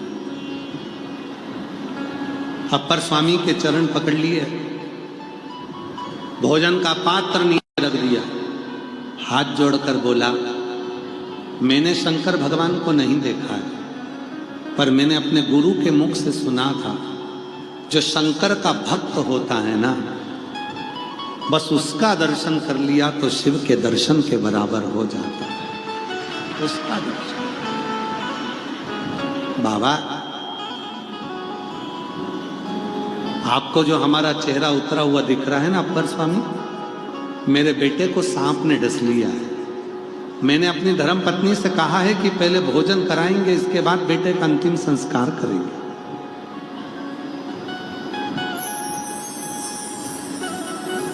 अप्पर स्वामी ने कहा, अब तो भोजन बाद में ही करेंगे, पहले तुम्हारे बेटे को भोजन कराएंगे, इसके बाद हम भोजन करेंगे। पहले तुम्हारे बेटे को भोजन कराएंगे, इसके बाद हम भोजन करेंगे। अप्पू दी अडिगल को लगा कि हो सकता है अप्पर स्वामी चाहते हैं कि पहले बेटे का अंतिम संस्कार कर दें, उसके बाद भोजन करें। अप्पर स्वामी को लेकर अप्पू दी अडिगल चल दिए।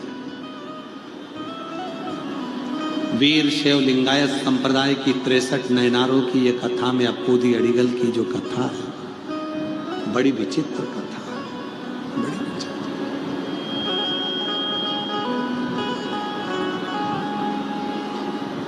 तुम्हें गौरवान्वित होना चाहिए जितने लिंगायत संप्रदाय के हैं,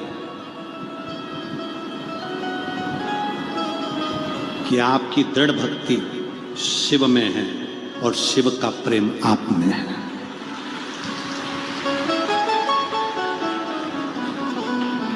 भक्ति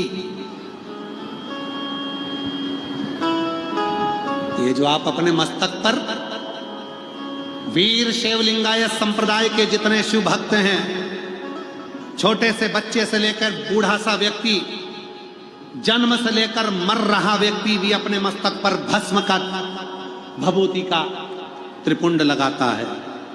क्यों लगाता है? उसको ये अप्पूदी अडिगल की कथा का स्मरण होगा, इसलिए लगाता है। अप्पर स्वामी ने कहा पहले मैं तुम्हारे बेटे को बोझ, इनको लगा कि अंतिम संस्कार की बात कर रहा। अप्पूदी अडिगल अप्पर स्वामी को लेकर चले गए। केले के पेड़ के नीचे बेटे का शव पड़ा था, अंतिम संस्कार के लिए रखा था। अप्पर स्वामी देखे, झोली में से भस्म निकाली। अब बेटा जा ही तो रहा है तो मस्तक पर त्रिपुंडी लगा दिया जाए। भस्म निकालकर जो त्रिपुंड लगाया और त्रिपुंड लगाकर जो शिव का नाम गाया, जो शिव, इतनी देर में तो बालक उठकर खड़ा हो गया।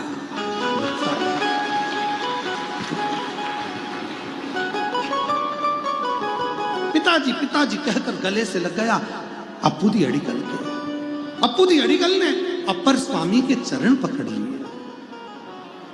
जब सुना था शिव गुरु होता है और गुरु ही शिव होता है, आज दर्शन कर लिए, आज दर्शन कर लिए।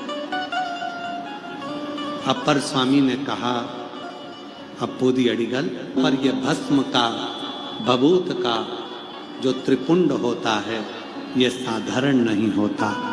उसके जीवन को वो श्रेष्ठ बना देता है और अकाल मृत्यु को भी टलवा देता है। वो त्रिपुंड मस्तक, मस्तक पर त्रिपुंड है।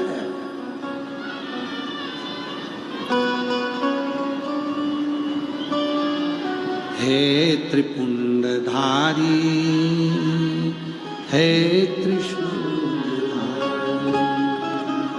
हे त्रिपुंडधारी, हे त्रिशूलधारी। आज के कई बच्चों को मस्तक पर त्रिपुंड लगाने में शर्म आती है, कई माताओं को मस्तक पर त्रिपुंड लगाने में शर्म आती है, मस्तक पर थोड़ा सा भस्म लगाने में शर्म आती है। पर शिव कथा कहती है, अगर शिव को हृदय में बिठाया है तो इस शरीर को शिव में लीन करने के लिए मस्तक पर त्रिपुंड लगा लो। वो त्रिपुंड साधारण नहीं है, वो मेरा शिव का प्रतिबिंब है। और महादेव नमन स्वीकार कीजिए, सबका किया है मेरा भी उद्धार कीजिए, उद्धार कीजिए। हे त्रिपुंडधारी, हे त्रिशूलधारी। उत्तर प्रदेश के बलिया जिले के अंतर्गत फुलवलिया में जो शिव महापुराण की कथा 9 जून से 15 जून दोपहर में 1 बजे से 4 बजे तक होगी। हम निवेदन करेंगे, पुरुषोत्तम मास अधिक मास के विराम पर यह कथा चलेगी और उसको जब आप श्रवण करेंगे तो उसमें आपको एक एक क्रम अपनी जीवन के, शिवजी के सर्प के, बेलपत्र के, भस्म का एक अंश भी हमारी जब भुजा पर होता है, भस्म का एक अंश भी हमारे मस्तक पर होता है, हमारे हृदय पर होता है। भस्मी का त्रिपुंड जब हमारे कंठ पर लगता है, मस्तक पर लगता है, उसकी महत्वता क्या होती है। हम बलिया उत्तर प्रदेश से उस कथा को 1 बजे से 4 बजे तक 9 जून से 15 जून में बांचेंगे, उसको श्रवण करना। भस्म के त्रिपुंड का महत्व क्या है, कितना। उसकी महत्वता। शिव कथा कहती है अकाल मृत्यु वो मरे जो काम करे चंडाल का, और काल उसका क्या बिगाड़े जो भक्त हो महाकाल का। जिसके भीतर स्वयं महाकाल की भक्ति विराजमान है उसका जीवन में बाल बांका नहीं हो सकता। बाल बांका चरित्र है।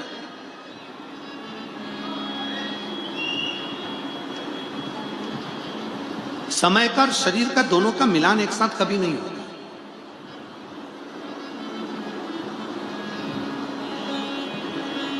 समय और शरीर का दोनों का मिलान एक साथ नहीं होगा। समय अच्छा होगा तो शरीर बेकार होगा, शरीर अच्छा होगा तो समय बेकार होगा।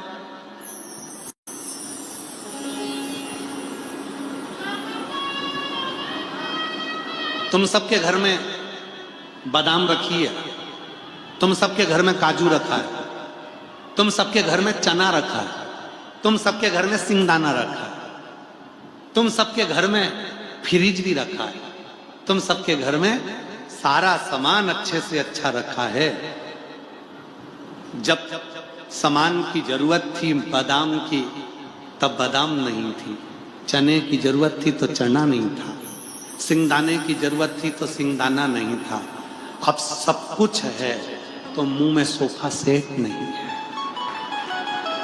दांत नहीं, इंद्रियां काम नहीं कर रही, ज्यादा खा लो तो बीमारी हो जाती, शरीर बेकार। इसीलिए शिव महापुराण की कथा कहती है स्वस्थ रहने का सबसे सुंदर एक सूत्र है। आप लोगों में से कौन कौन स्वस्थ रहना चाहता है? जम के बोलो जरा। सब रहना चाहते हो? तो स्वस्थ रहने का सबसे सुंदर सूत्र है सुबह का भोजन जब करो तो राजा जैसे करो, और शाम का भोजन जब करो तो भिखारी जैसे करो। सुबह का भोजन राजा जैसा होना चाहिए, खूब ठाट से, खूब टपट के खाओ, और रात का भोजन जब करने बैठो तो भिखारी जैसा थोड़ा बहुत, बस भैया ज्यादा नहीं चाहिए, बहुत कम, ना के बराबर, थूली, दलिया, चावल, हल्का फुल्का ऐसा। पर आज की दुनिया उल्टी है, सुबेरे राजा जैसा भोजन करते हैं, रात को महाराजा जैसा करते हैं। चाउमीन, बर्गर, पिज्जा, ये मटर पनीर, शाही पनीर, ये पनीर, वो पनीर। सुबेरे तो राजा थे, रात को महाराजा हो गए, और तुम जैसे ही महाराजा हुए वैसे ही तुम्हारी बीपी, शुगर, किडनी, लीवर सब ऊंची नीची होने लगी। इसलिए स्वस्थ रहने का एक सूत्र है सुबह राजा जैसा भोजन करो, शाम को भिखारी जैसा भोजन करो, महाराजा जैसा नहीं। ढेर सारा मत खाओ, थोड़ा कम खाकर अपने शरीर को स्वस्थ रखो। ये जीवन की आनंद, ये जीवन। महाराज शिव कथा कर रही है, आगे प्रसंग आया, भगवान श्री गणेश जी महाराज पार्वती जी शिव जी लेकर पधार रहे हैं। जोरदार ताली बजाकर स्वागत करें भगवान श्री गणेश जी महाराज का। आज की कथा यहीं विराम लेती है।